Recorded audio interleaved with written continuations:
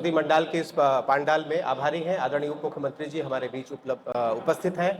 यह यहाँ रेगुलर दैनिक तौर पर जितने भी संवाद के आयोजन हो रहे हैं, मैं उनसे आपको अवगत कराना चाहता हूँ।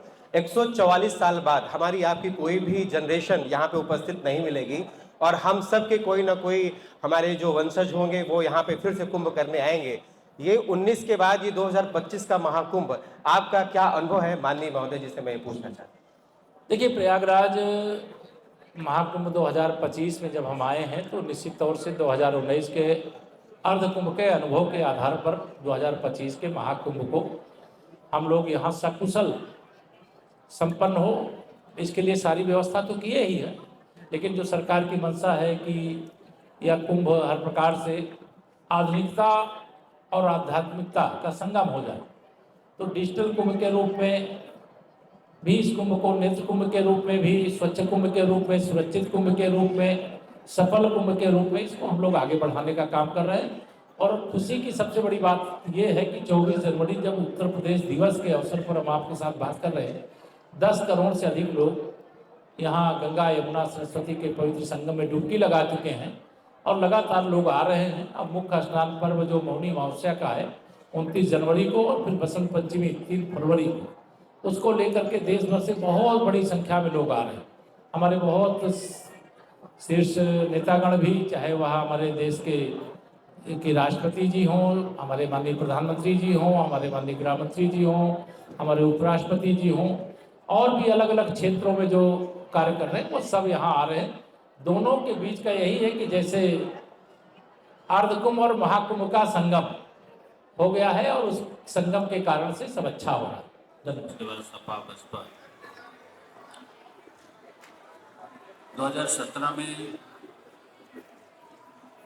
भारतीय जनता पार्टी की सरकार बनती है तो उत्तर प्रदेश दिवस मनाया जाना शुरू होता है और लगातार मनाया जाता है।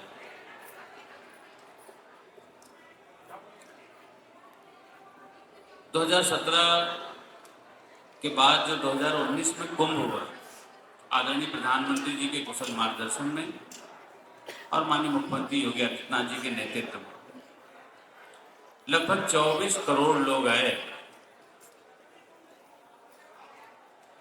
दिव्य भव्य सुरक्षित और स्वच्छ कुंभ जिन्होंने देखा, वो जा करके चाहे कोई न्यूयॉर्क अमेरिका से आया हो, चाहे कनाडा से आया हो, चाहे लंदन से आया हो, चाहे दुबई से आया हो, और चाहे मुंबई से आया हो, चाहे बेंगलोर से आया हो, देश के कोने कोने से लोग आए,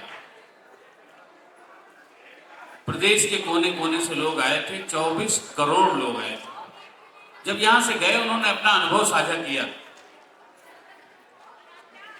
जो जिस मोहल्ले से आया था उस मोहल्ले में अनुभव साझा किया, जिले में साझा किया, गांव में साझा किया, देश में साझा किया, दुनिया के जिस शहर से आए थे वहां साझा किया। उसका इतना अच्छा एक्सपीरियंस रहा, उसी का उत्साह इस 2025 के महाकुंभ में दिखाई पड़ रहा है, जहां 40 से 45 करोड़ लोगों की आने की संभावना हम लोग व्यक्त कर रहे थे।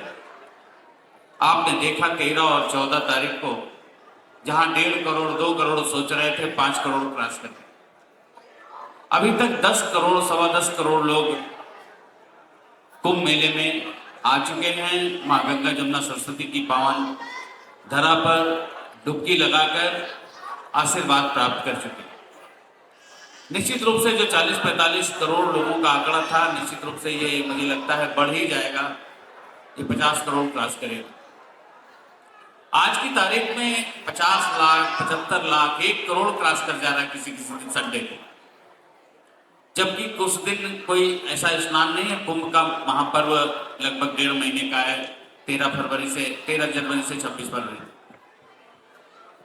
तो निश्चित रूप से ये कुंभ की नगरी, ये प्रयाग की नगरी और ये उत्तर प्रदेश, जहां पर भगवान राम, जहां पर भगवान श्री कृष्ण, जहां दुनिया की सबसे प्राचीन नगरी काशी विश्वनाथ, मां विंध्यवासिनी कॉरिडोर, पूरी दुनिया में गौतम बुद्ध को मानने वाले लोग कुशीनगर, सारनाथ। निश्चित रूप से अगर हम कहें कि देश की सबसे बड़ी आबादी वाला ये प्रदेश है, तो उसी तरह से देश की सबसे बड़ी सांस्कृतिक विरासत भी उत्तर प्रदेश के पास है। तो आदरणीय प्रधानमंत्री जी का जो मूल मंत्र है कि विकास के साथ साथ हमें विरासत को भी सजाने और संवारने का काम करना है, मैं आए हुए सभी श्रद्धालुओं का, आने वाले सभी श्रद्धालुओं का